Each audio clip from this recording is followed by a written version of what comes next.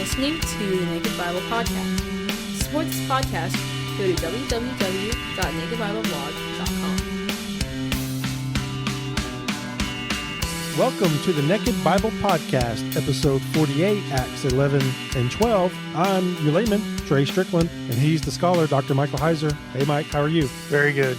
Good to hear you again. Yeah, absolutely. So this week, we're going to get right into Acts 11 and 12. Yes, we are. So we got two chapters to cover, so let's just jump right in. So beginning in verse 1 for Acts 11, now the apostles and the brothers who were throughout Judea heard that the Gentiles also had received the word of God. Of course, that's a reference to Cornelius back in chapter 10 from last week. So when Peter went up to Jerusalem, the circumcision party criticized him, saying, "You went to uncircumcised men and ate with them." But Peter began and explained it to them in order. And then he goes into what happened back at Cornelius' house, the whole event of the vision, with seeing the sheet, and the clean and the unclean, then what happened to Cornelius, visited by an angel, so on and so forth. So I'm not going to read through all of that. But I do want to skip down to verse 15, where Peter says, "As I began to speak," again, this is in reference to Cornelius, "the Holy Spirit fell on them," Cornelius and his household, "just as on us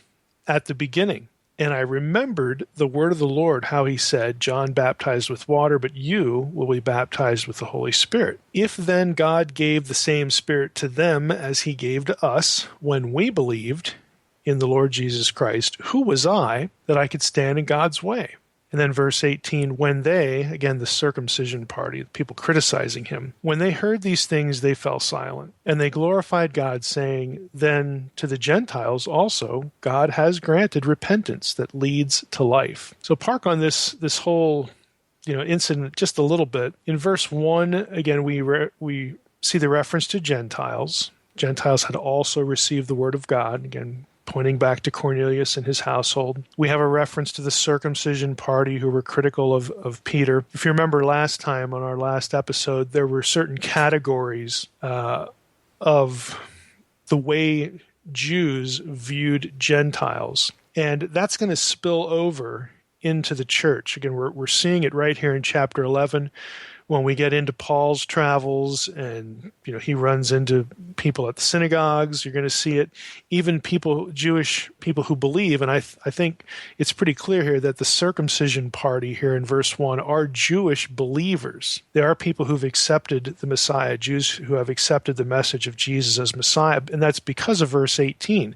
When they hear Peter's explanation, they, don't continue their criticism. They said, well, then to the Gentiles also God has granted repentance that leads to life. So I think it's pretty fair to say these are Jewish believers. Later on, I think, not these particular ones necessarily, but just in general, this segment within the church, Jews who have come to embrace the gospel message, the identity of Jesus as Messiah, as the Christ, some of them, whether based on their own misunderstanding of the gospel in part, or maybe more self-serving reasons, or maybe because they're fearful of non-believers in the Jewish community. We don't necessarily know, and it's probably going to be varied as far as an explanation. But later on, we're going to see this group, or at least this kind of group, be referred to as Judaizers. Again, these are the Judaizers. So you're going to have a significant element within the church because,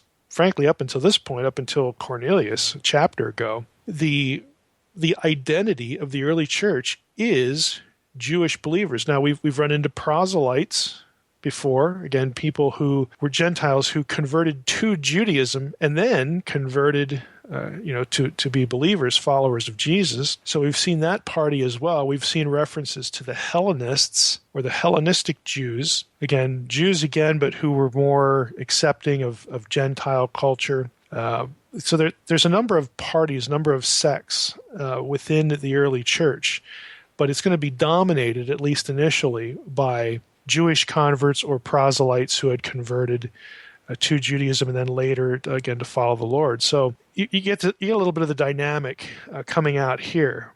But I think it's fair, again, to say when you see verse 18, that they realize, okay, this is linked back to the baptism of the Holy Spirit. Peter references, again, what happened at Pentecost. And if it's the same thing, then we have to, abide by that. Then this is the will of God. Then to Gentiles, God has granted repentance that leads to life. So they're fine with it. But again, you're going to run into different settings, different situations later on, either with Peter or especially with Paul, where it's not going to work so smoothly. Another question to ask is, when you read verse 18, they shut up, they quit criticizing Peter, and they say, okay, well, I guess, Gentiles can, be part of the people of God. Why was that such a surprise, you might wonder? I think the answer is partly a little obvious, but maybe partly not so obvious. It's a surprise because for Jews, again, think back to the whole Deuteronomy 32 worldview, this divine council worldview that we should be familiar with from the Old Testament. For Jews, again, who understood their Bible, the nations were something that needed judgment. Now, granted, there was this hint in the covenant with Abraham that they would be brought back into the fold, but a lot of Jews presumed that they would sort of be brought back kicking and screaming. In other words, in the context of a judgment, because they had worshipped other gods. Okay, they'd followed other gods, and so they needed to be dealt with harshly and then, brought back. It's sort of the same dynamic as, the American Civil War. What do we do with the Confederacy? What do we do with people who were loyal to the South, to reunite the nation? Well, there was a lot of difference of opinion. Basically, they need to get kicked in the butt first and then brought back into the fold, or they need to be completely forgiven and then brought back into the fold. There were just a spectrum of approaches. So for a lot of Jews in their context, they're thinking, God ultimately is going to use us to bring you back into relationship with him, but you're going to get what you deserve. And the thinking was that this judgment was supposed to happen at the hand of God and his military Messiah. Remember, the Jewish conception of Messiah was a person in the line of King David, someone ruling, someone with political and military authority, sort of aligning the vision of Messiah with the divine warrior of the Old Testament, because you do get a number of passages that talk about the day of the Lord, when the nations, again, bow down to Yahweh, when they worship the Lord as the true God. Those are in the context of the day of the Lord judgments. And so these ideas were sort of conglomerated in the Jewish mind. And so when a Jew thinks about the nations, it's almost like, well, it shouldn't be this easy. You just sort of repent and believe, and then you're good. I mean, what happened to, spanking you a little bit for worshiping other gods? What happened to that? It should be harder. There should be more of a cost. And again, still thinking about the Messiah in terms of this military deliverer, when that's not what you get with Jesus. For those of you who've been listening to the podcast for a little while, you'll remember when we started in Acts 1 and 2, we were talking about this, about how even after the resurrection, that Jesus had to open the minds of the apostles to understand that, hey, the Messiah was actually supposed to suffer and die and be raised from the dead. All these ideas that we as Christians think are just so elementary and so obvious. They're not obvious in the Old Testament, if you remember our discussions, way back when, because all of the elements of the Messiah, especially when it comes to suffering and dying and the resurrection, all that sort of thing, none of those elements are in one place.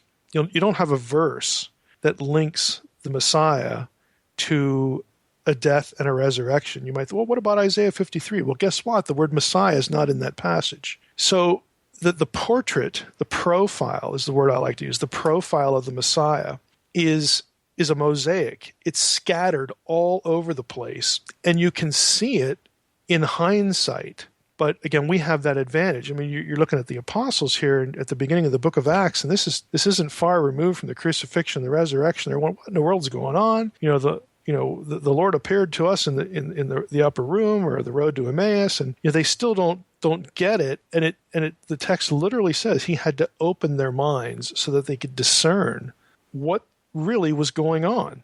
So if you didn't have that event, okay, lots of Jews who come to embrace Jesus at the day of Pentecost. They go back into the nations, or the gospel spreading in Judea, and into the rest of Canaan. They didn't have that event, that clarification moment. They didn't have, the Lord directly opening their minds to understand this. This is still a tough thing, because they're just thinking about the Messiah in one way. They're thinking about the Gentiles in one way. And so they have to be taught. And here in Acts 11 and back into Acts 10, these supernatural events confirm for people that there's a connection between what's happening here with the Gentiles and what happened at Pentecost. And that's connected again to things that Jesus taught. And it just takes a little bit of time for the picture to unfold. And here, again, in verse 18, you have the circumcision party say, okay, I guess we're good. To the Gentiles, God has granted repentance that leads to life. They don't need a butt kicking first. This doesn't have to wait until the day of the Lord, when there's upheaval and punishment and violence and all this other stuff. When wickedness is judged in this sort of final, it has this feel of finality. We don't have to wait until then for the nations to be drawn back. It's happening now. Again, these were new thoughts to them, and they have to be pieced together. So if we keep going in Acts 11 in verse 19, we read, "Now those who were scattered because of the persecution that arose over Stephen," remember back in Acts 7, "traveled as far as Phoenicia and Cyprus and Antioch." And so here you have, again, believers who have to get out of town because Stephen had been, executed. He'd been stoned. And so there were lots of people, again, who had accepted the messiahship of Jesus and the gospel, and they're getting out of town. And here it mentions Phoenicia, Cyprus, and Antioch. And what were they doing? They were speaking the word to no one except Jews. Now, again, that's not because they're racist, they're biased. This was normal because, hey, it's the Jewish Messiah. Who else would we talk to? Again, they haven't had these revelatory events in their life. They're still thinking this is for us. It's our Messiah. We're Jews. We need to accept this now, and that's who we're going to talk to, because those are the people who are going to understand. Verse 20, "But there were some of them, men of Cyprus and Cyrene, who on coming to Antioch also spoke to the Hellenists." Okay, so now we're widening the net here a little bit. And they were preaching the Lord Jesus. Verse 21, "And the hand of the Lord was with them, and a great number who believed turned to the Lord." So now they're winning, again, Hellenists, these sort of, either Greek-speaking Jews or Greek-speaking non-Jews. Again, the Hellenist itself is a bit of a fuzzy category. But they're widening the net. They're going outside the immediate, transparently Jewish community, either in terms of very observant Jews or, again, drifting over into Gentile territory. And people are believing. Verse 22, "The report of this came to the ears of the church in Jerusalem, and they sent Barnabas to Antioch." Barnabas, go check that out. "When he came and saw the grace of God, he was glad. And he exhorted them all to remain faithful to the Lord with steadfast purpose. For he was a good man, full of the Holy Spirit and of faith.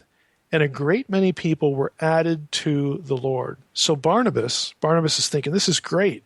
Okay, what does Barnabas think to do? Barnabas went to Tarsus to look for Saul, again, who is going to be Paul. And when he had found him, he brought him to Antioch. Well, I need this guy because, he's learned. He knows the scriptures. He knows lots of literature outside the scriptures. We know that because of some of the things Paul cites in his letters. He's going to be a good guy to have here. And so for a whole year, continuing in verse 26, they met with the church in Antioch and taught a great many people. And in Antioch, the disciples were first called Christians. Well, let's just stop there. We've got, again, another reference to other places, and I've said before in Acts and just generally on the blog and in other contexts, when place names show up, it is often worth your while to go and look at some of those things. What's the history there? Here we have Phoenicia, Antioch, and Cyprus. Now, this is the first reference to Phoenicia in the New Testament. So, again, this is not a territory specifically mentioned in Acts 2. So we're picking up, again, more of the nations that were not specifically listed in Acts 2, saying, yep, God is reclaiming this territory as well. Antioch, have run into proselytes from Antioch before in Acts chapter 6, specifically verse 5.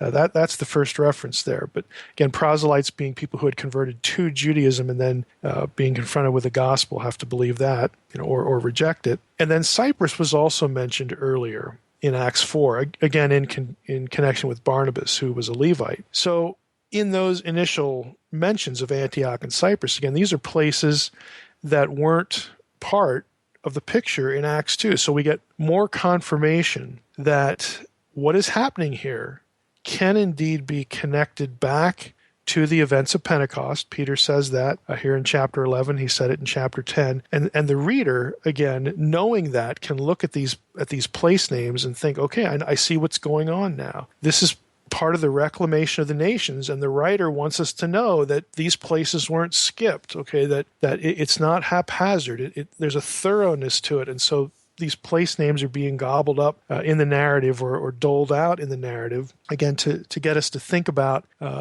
what's happening here in all its fullness rather than restricting it to just the names in Acts chapter 2. I want to say one more thing about Phoenicia, and I have given Trey an article by a guy named Zechariah Kalai entitled The Patriarchal Boundaries, Canaan and the Land of Israel, Patterns and Applications in Biblical Historiography. It's a scholarly article from the Israel Exploration Journal, and you'll have access to that via the podcast entry for this episode. But the question is, were Tyre and Sidon, who are the two major Phoenician cities in the Old Testament, were they within the boundaries of the Promised Land?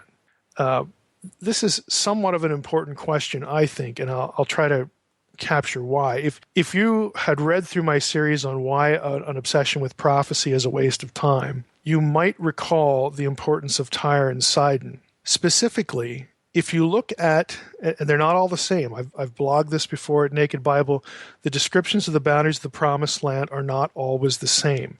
So there's this question of, well, what is the Promised Land?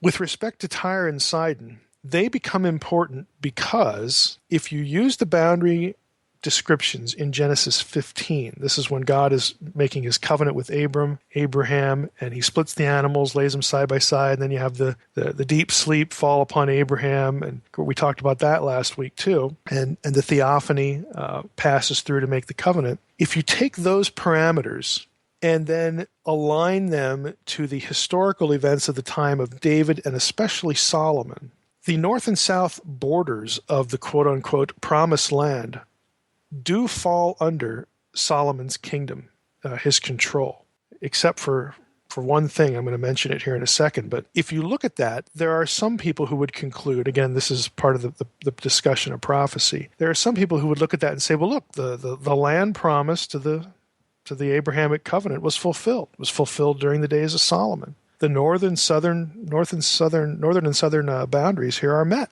What more could we ask for? This is what's described in Genesis. We see the fulfillment of this in the descriptions of Solomon's kingdom.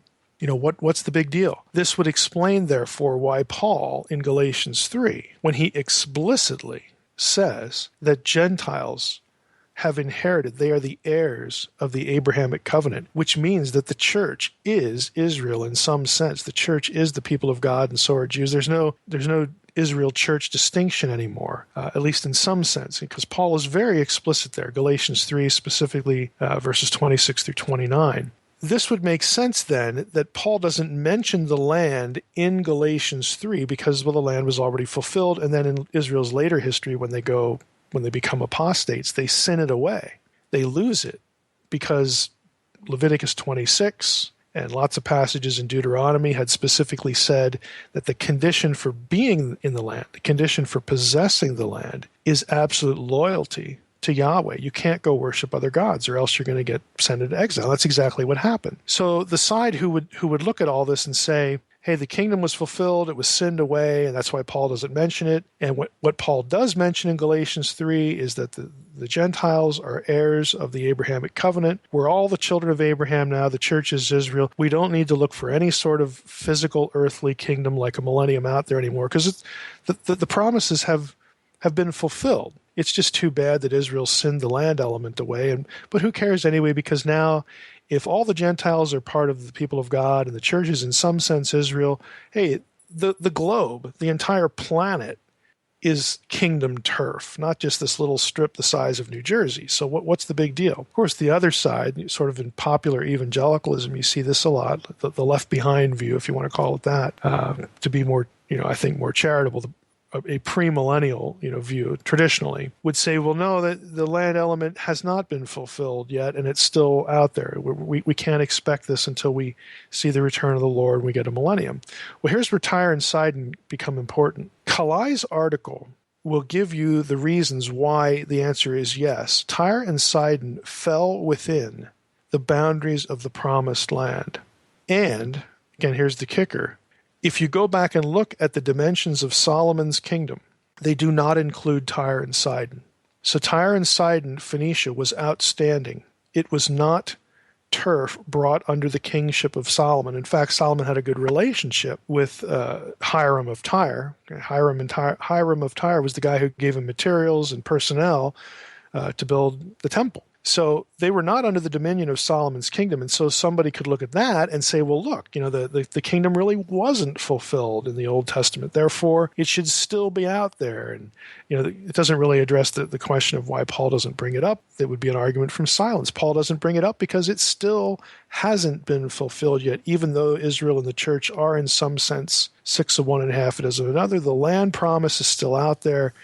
And, there we go. So your two views of eschatology are actually linked to this question. And here with this reference to Phoenicia, it's interesting and important that Luke in Acts specifically mentions Phoenicia as being part of the immediate landmass being absorbed into and by the kingdom of God. Okay, so you have to deal with that too in your discussion of prophecy and your understanding of, is it millennium or not or something else? Phoenicia very specifically here is being reclaimed. This is why it's mentioned. It's linked back to what exploded back in Acts chapter 2. So it's a good illustration too that there's a lot to think about when it comes to this whole prophecy discussion. The whole question of the promised land, what is it, what are the boundaries, is so complicated. That's why I like to say anybody who tells you they've got this all figured out and they put it in a neat box and tie a little bow on it and say, give money to my TV ministry now and whatever, just ignore them because it's amazingly complicated. It is not an easy thing to unravel. And there are ambiguities. There are things that could go either way when it comes to how we understand if the covenant was fulfilled or sinned away or still in effect, and how it's tied to the land and how that's tied to the second coming. It's just complicated. So don't be deceived by easy answers to things. So have a look at that article. It's a technical article. But I think if you are into this question, the whole issue of the promised land and what that means in the New Testament context, you'll find that article interesting. So let's move on to I'm going to skip the last few verses of chapter 11. It's the first mention of Agabus. He gives a prophecy about a famine in the world that does happen. So I think that's in there because that confirms that Agabus is speaking for God, and he's going to show up later in Paul's life in a pretty important way, but we'll wait till we hit that portion of Paul's life to get back to him, back to Agabus. So let's go to... Well, you know what I should comment on before I leave that. Let's go back here to verse 18, this comment about then to the Gentiles God has granted repentance leads to life, and this whole thing about verse 26, in Antioch, the disciples were first called Christians. For those of you who are language geeks, there's actually a controversial verb form going on here. In that little line, the disciples were first called Christians. The word called there is an aorist active form. But if you look at the translation, and the translation makes sense, the disciples were called. It's translated as a passive. And so Greek scholars love to bicker over this. They say, well, that's not a good translation. We can't really, what's the line trying to say? If it was a passive form, it would be obvious. Well, they were called by someone else outside, Christians, someone external to them.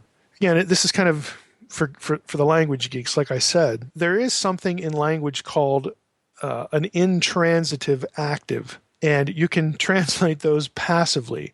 Josephus actually has this same verb form in relationship to people being called something. And even he also mentions Christians in his writing. So a passive translation is legitimate. But here's the one thing I want to add. There are those who think, and again, if you know a little bit of Greek or you know English grammar really well, who think that the form could also be a middle, and you would translate it this way if that's the case. In Antioch, the disciples first called themselves Christians. In other words, representatives of the Messiah. You say, well, what does it really matter? Well, it doesn't really matter a whole lot for interpretation. It matters. The reason it's brought up here is that apparently Christians are becoming so numerous, and again, most of them are, up to this point, are Jews, that either they themselves or someone else, the larger community, has to invent a term, has to coin a term to distinguish Jews who followed Jesus. We're going to call them Christians now. They have to be distinguished from the rest of the Jews because the numbers are swelling to such an extent that a label is needed. Whether that label comes from inside the community, they call themselves that, or outside, not a great deal of importance there. But again, it's a good illustration of how, language is tricky. Again, it could matter. And I came across that when I thought I'd throw that one in for people who might have had a Memra course in Greek. And it's another little interesting thing to sort of park on and see what the options are and if it matters or not. So let's run into Acts chapter 12 here. This is where James is killed and Peter is in prison. There's going to be two things I want to park on here. Verse 1 in Acts 12, about that time, again, the time when all this is going on, with Cornelius and the ensuing discussion, Herod the king laid violent hands on some who belonged to the church. Now, this is not Herod of Jesus' day. That he's already dead. Again, you read the Gospels, and that Herod died. This is Herod Agrippa, and not the previous, Herod the Great. But about this time, Herod lays violent hands on some who belonged to the church. He killed James, the brother of John, with the sword. And when he saw that it pleased the Jews, he proceeded to arrest Peter. This was during the days of unleavened bread. When he had seized him, he put him in prison, delivering him over to 4 squads of soldiers to guard him, intending after the Passover to bring him out to the people. So Peter was kept in prison, but earnest prayer for him was made to God by the church. Now, the rest of the story you probably know. Peter is in prison, and he's going to get rescued by an angel. So let's just read a few verses of that. Now, when Herod was about to bring him out, on that very night, Peter was sleeping between 2 soldiers, bound with 2 chains, and sentries before the door were guarding the prison. Again, it's heavily guarded. And behold, an angel of the Lord stood next to him, and a light shone in the cell. He struck Peter on the side and woke him up, saying, "Get up quickly." So here you have an instance where an angel is in physical form. This goes beyond the visual. This is a corporeal form because he hits Peter on the side. He has to wake him up, get up. And the chains fell off his hands, and the angel said to him, "Dress yourself, put on your sandals." And he did so. And he said to him, "Wrap your cloak around you and follow me." And he went out and followed him. He didn't know what was being done by the angel was real, but thought he was seeing a vision. And when they had passed the first and second guard, they came to the iron gate leading into the city. It opened for them of its own accord. I kind of like that line. And they went out and went along one street, and immediately the angel left him. When Peter came to himself, he's like, okay, somebody pinch me. I'll pinch myself here. He realizes that I'm not dreaming. He says, "Now I am sure that the Lord has sent his angel and rescued me from the hand of Herod and from all the Jewish people from all that the Jewish people were expecting." So then what does he do? You remember the story? He goes to the house of Mary, the mother of John, whose other name was Mark, where lots of people are gathered praying for him. He knocks on the door, and in verse 13, a servant girl named Rhoda came to answer. Recognizing Peter's voice, in her joy, she did not open the gate, but ran in and reported that Peter was standing at the gate. And they said to her, "You are out of your mind." But she kept insisting that it was so, and they kept saying, now listen to this, here's the line that I want to park on a little bit. She says, "No, it's him." She kept insisting that it was so, and they kept saying, "It is his angel." And we know the rest of the story. Peter keeps knocking. They finally go out and look, and it's him.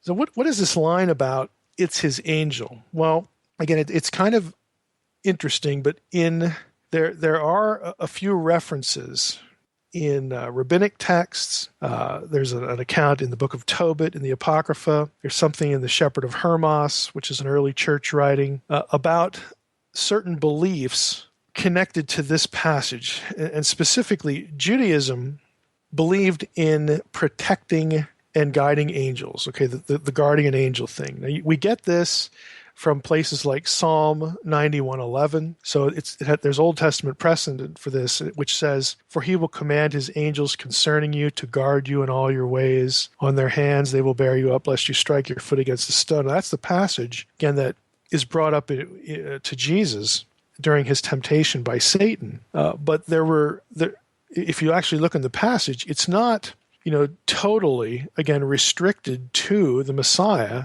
It's broader than that. And so there was this belief within Judaism, because of this verse, that there were guardian angels assigned to people. Matthew 18:10 says the same thing. We get this in the New Testament, where Jesus says, "See that you do not despise one of these little ones, for I tell you that in heaven their angels always see the face of my Father who is in heaven." And it's a guardian angel concept. Hebrews 1:14 says something similar, where the writer remarks about angels, "Are they not all ministering spirits sent out to serve for the sake of those who are to inherit salvation?" So in both testaments, there's this sense of guardian angelship. So that could be the referent to what the people at Mary's house are saying. Look, it's not really Peter, it's his guardian angel. Which, of course, raises the question, well, don't you want to see that? Well, they don't really think that they're going to see it. They think it's a disembodied voice and making sounds, that kind of thing, which sort of begins to sound like what we think of as ghosts and whatnot. And that actually is going to come into play a little bit here in a moment. But one of the, again, views could be that this is what's going on. In their heads, they think it's not really Peter, it's his guardian angel. It's this angel assigned to him. Now, there are other, again, texts. Again, rabbinic texts based on their interpretation of certain passages in the Old Testament, where you have the notion that a spirit being assigned to a person is, for all practical purposes, a double, like a heavenly double, a celestial double. So it's the idea that you have out there, your guardian angel, it looks like you. Or, again, is your double. Again, this is the way certain things were interpreted. And the text I'm thinking of is something called the Genesis Rabbah, which is a commentary on Genesis 33:10 in the Hebrew Bible. And that's the one of the Jacob incidents. I'll read you verse 10, Genesis 33:10. Jacob says, "No, please, if I have found favor in your sight, then accept my present from my hand. For I have seen your face, which is like seeing the face of God, and you have accepted me." Now, this is what Jacob says to Esau. And so certain of the rabbis looked at this verse and presumed on the basis of this verse that there's an idea lurking behind this. When Jacob says to Esau, it was like looking on the face of God or the face of an Elohim. They gather from that there's that you can say, that you can teach, that for each person, okay, the physical Esau, there was also a celestial, a spiritual, a heavenly Esau, a double, in effect. Again, this angel assigned to this person kind of thing. And the rabbis, would wax eloquent on this idea based on certain texts. There are other references to the idea. I'm just sort of bringing it up right now, but that could also be lurking behind this reference in Acts 12. So in other words, instead of when they said, hey, it's his angel, it's not really him, it's his angel, it could mean that it's his guardian angel. It could also mean that not only is it his guardian angel, but it's in effect a double. Now that presumes that she had seen something, but of course she hasn't yet, because she hasn't opened the door. But again, it's part of this idea that the guardian angel looks like you. It's essentially your double, or again, this is typically the way we think of as ghosts. It could be that they believe Peter's dead, that he's been killed. And the fact that this double, this guardian angel, is showing up at the door means that he has died. And so that his spirit, his double, his ghost, whatnot, the spiritual being that corresponds to him, okay, has now come to the door, and this is essentially what they're supposed to think. the message they're supposed to take away. Now, eventually they go out because she's persistent. It's almost like they don't want to look because they don't want Peter to be dead. They don't want what they think has happened to have actually been the case. But she keeps it up. The little girl will not let them go. And it's probably a teenager, preteen, something like that. And eventually they go out and look, and it's him. So they were wrong. But it's just a real interesting insight, again, into how first century Jews, and take note, folks, these are believers. These are not occultists. These are not people who are into esoteric practices. Okay, these are not the ghost hunters, all right? They're believers. They're serious about their faith. But this is part of their worldview. Ghosts, in effect, are part of this worldview. Now, I've blogged a good bit about the Old Testament distinction between evil spirits that can be contacted by mediums and the spirits of the departed dead. Now, either way, you're not supposed to contact beings on the other side, whether they're evil spirits or whether they just happen to be the disembodied human dead. You're not supposed to do that. I've put this paper on my website before, and I think I even still sell it on a site, even though you can get it free in other ways because I'm just not on top of that. But I have a whole paper on the Old Testament response to pagan divination. And the paper is about the fact that there are some things that are condemned in Deuteronomy 18 that the prophets actually do, and they're not condemned for it. There are other things, of course, that they don't do, and this is actually in that list. They are forbidden, and they never attempt to contact the dead. And the rationale is that you don't do that because it works. You can be deceived by what you contact. You can be deceived by what communicates with you. You could potentially even be harmed. And so God wants to control the flow of information. If you want that paper, you could email me. I can send it to you. I'll probably end up just sending it to Trey now that I've mentioned it, so that you can download it there. But again, there's this is part of their worldview. And so going back to 1 Samuel 28, when we actually see this happen in the Old Testament, when Saul approaches the medium at Endor and says, "Hey, I need to talk to Samuel," and she gets freaked out either because she'd been faking it before, or it never really worked before. We don't really know. We're not told. But when she calls up Samuel and she says, "I see an Elohim coming up out of the earth," and Saul says, "Well, what does he look like?" And she describes him, and he's like, "Yep, that's him."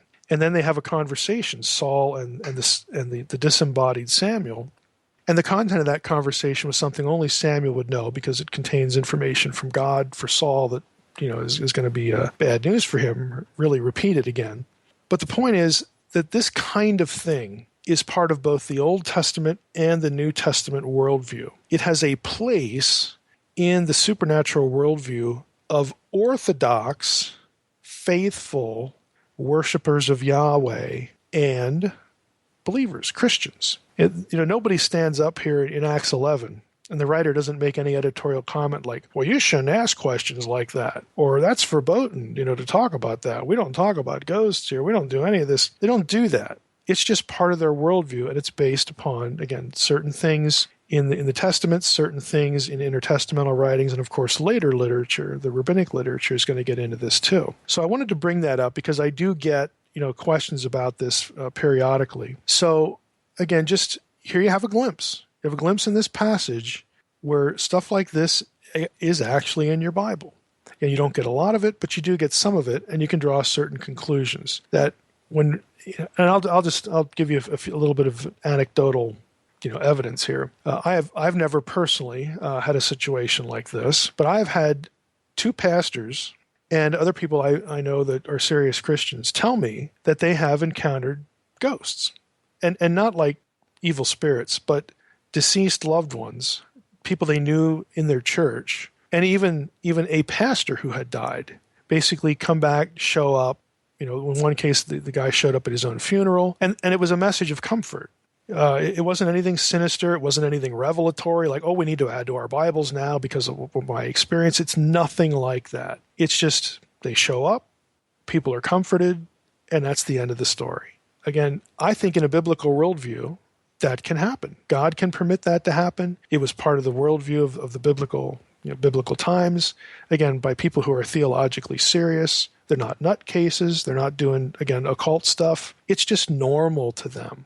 It's not something that they have no category for. They do have a category for it. And I think we can just, again, learn something from that. So if you, again, or maybe somebody that you trust, that you believe has high integrity, tells you one of these stories, don't just say, well, you were contacted by an evil spirit.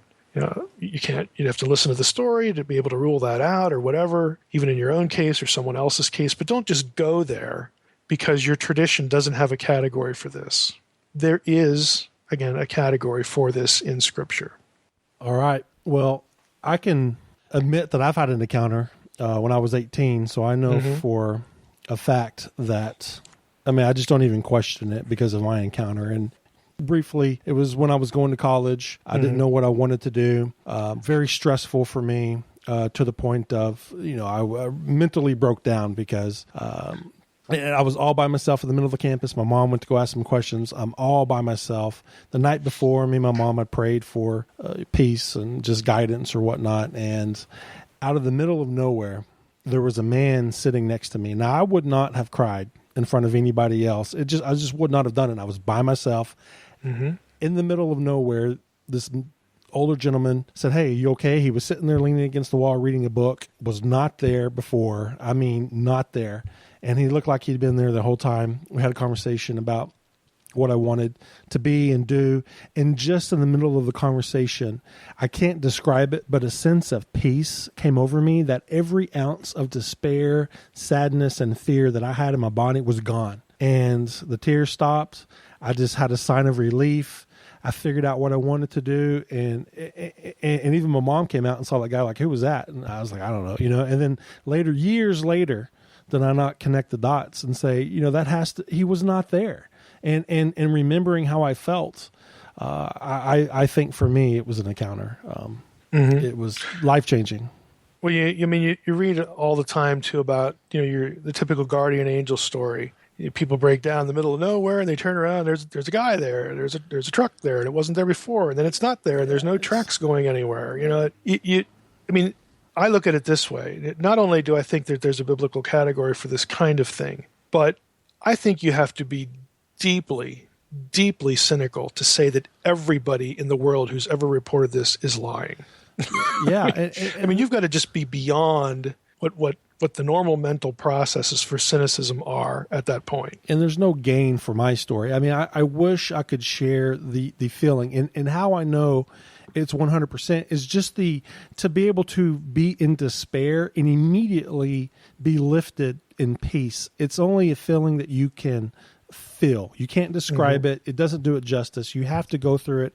And it's such a powerful thing emotionally to go through that nothing I can do, say, or articulate is going to translate into, it was powerful. And it was just pure peace. And it's what it was. And I don't even doubt it. I don't even question it. Yeah, I used one of these as sort of I didn't follow the details of it, but I sort of use it as a template in the portent where, again, I have to be careful here because I know there are going to be people who haven't read the book, but there's a scene in the book where there are two people relating to Brian and Melissa and some other people, sort of an event that changed the direction of their lives in a significant way, and it was sort of had an immediate application or paying dividends to that specific scene in the book where they had an appearance and then they were given direction very specifically. And I used something that happened to my parents for that scene. And I can tell you the story of my parents because I'm not giving anything away here. Again, it was just a template.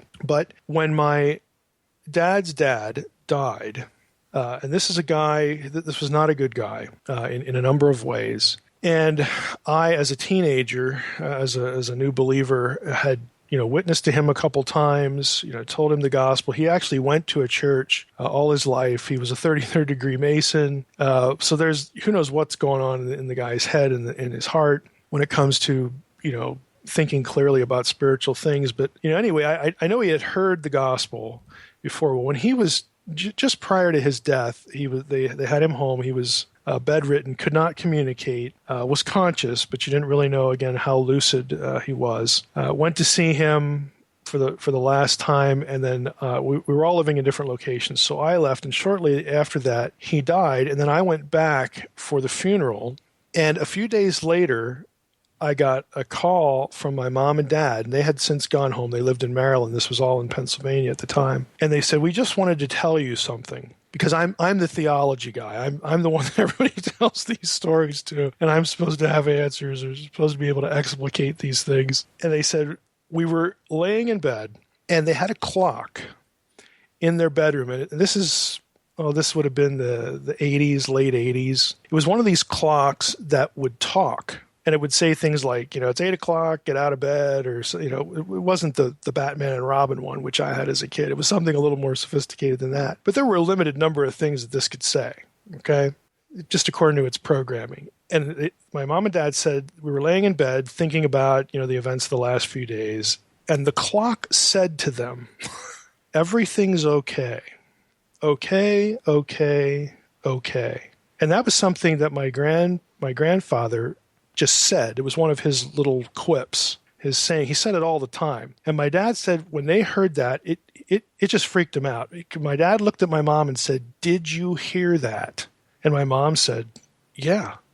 They both heard it. And so they got up, they took the clock out, they put it in a box, put it away in a shelf somewhere. I mean, the clock left the room. But they thought about it and they thought, well, was that his way or God's way of saying everything's okay? So it helped them, comfort them. I'm not taking any doctrine from it. I'm not even taking any certain conclusions about his eternal destiny from it. I'm just telling you this is my parents, and they have no reason to make this up. And they both heard it simultaneously. So it's not like one was dreaming at that. Yeah, and the next day the clock was back in its original spot, right? No. No, because that would freak me out. The clock was history after. Because if it's back on the shelf, the next day, yeah, that's then when you probably have a problem. Yeah. Then it's not okay. Yeah, no, there's something there. I remember as a child, I had a hard time going to sleep as a child because I would hear voices, like in the cafeteria, like how it's just a rumble of a lot of voices, and it was loud. And I remember I couldn't sleep because it sounded like I was in a loud cafeteria. And I don't know if you remember those old little Vicks where there's little things like in the 70s or, you could unscrew it and sniff. It's supposed to stop your nose. I would smell that all the time. And it was weird. So I don't know. I've had things like that throughout my whole life. But, I just don't even question it because I know there's another realm. It's the unseen realm. It's the unseen realm. Get the title of the book in there somewhere. But no, I've never had anything visual, but I have had... like during my dissertation, I was just telling a guy yesterday, we had a visiting professor in here to do some mobile ed stuff. So I don't know how we got on it, but I happened to mention, I didn't have a mentor. I was doing a topic. I was doing something where evangelicals just fear to tread, and your liberal, critical scholars, they don't have any time for, again, the view I was arguing for in my dissertation, divine counsel stuff and polytheism and monotheism and all. So I'm basically alone. There's nobody who's written on this that I can rely on, to sort of reinforce, help me see what I'm seeing. It eventually came in 100 pieces, but it was a difficult process. And there were times that I was just stuck. It's like I'm in trouble in this chapter. I don't know what I'm going to do. So I'd go and I'd look up the databases and this article sounds like it might help, and just points of desperation. So I'd go over to the library. This is the first one, and I had this happen probably 3 or 4 times. But I went to the library one day looking for a book, and the card catalog said it was right there. It's only 5 minutes to the library. I go over there, and sure enough, there's a hole, where this book's supposed to be, and it's like, oh great, what? Why it says it's there, and it was really discouraging. And I turned around and my eye caught a book on the shelf behind me that was just a little pulled out. And I don't know what made me do it. I reached over, I picked it up, I flipped it open, and there's a chapter on exactly the thing I need. I had never seen the book before. I had not looked it up. It was just there, like waiting for me to find it. And again, I had this happen 2 or 3 times. It got to the point where I would not leave the library until I checked the shelf behind me and the ones on the left and right to where I thought I was supposed to be. And I have this sort of comical thing that the way I think about it, it's like, there's my guardian angel. Heiser's on his way to the library again. What is the doofus up to today? And we got to make sure he turns left instead of right. We got to make sure he finds this because he's never going to find it himself. He doesn't know what he's doing here. Help the guy out.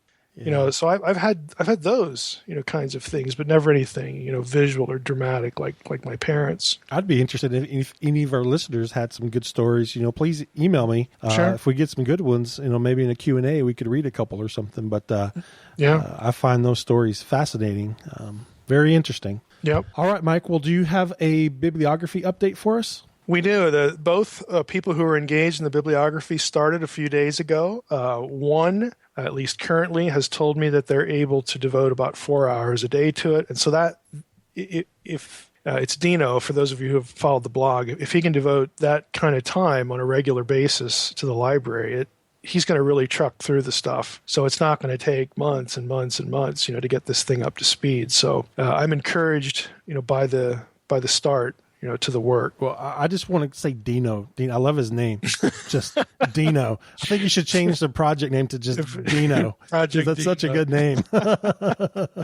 Like, I want to change my name to Dino. If he's That's listening, a name. I'll probably get an email in the next few minutes.